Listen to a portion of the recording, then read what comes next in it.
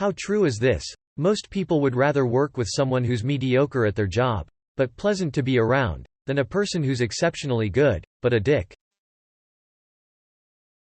I was learning IT stuff and got stuck at a wall with imposter syndrome and was scared I wasn't good enough, but Godfather offered the advice in the question.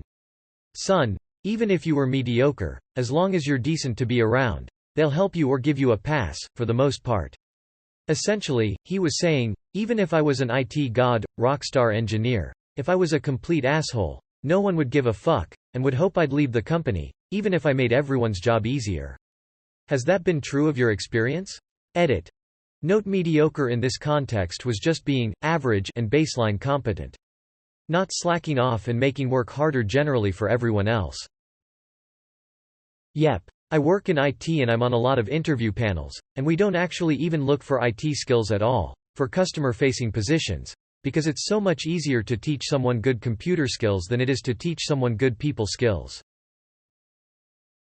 If they're a dick and their job involves interacting with other human beings, then they are not good at their job, at least not all parts of it.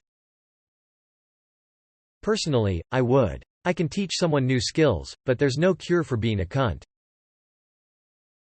I had an employee who was one of my best workers I have had, but he was just an absolute asshole. No one wanted to work with him and it got to a point where people would call in if they were going to be on a job with him. So yeah, he might have been great, but in the grand scheme productivity dropped because people avoided him. I had to let him go after several warnings about changing his attitude. Most jobs don't require a genius to perform.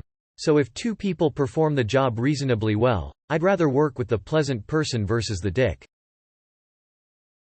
I've been an IT professional for 20+ years and I'm not super technical. However, I've made a very comfortable living out of working well with people.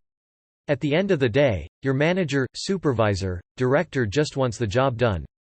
More often than not, this requires a collaboration of resources.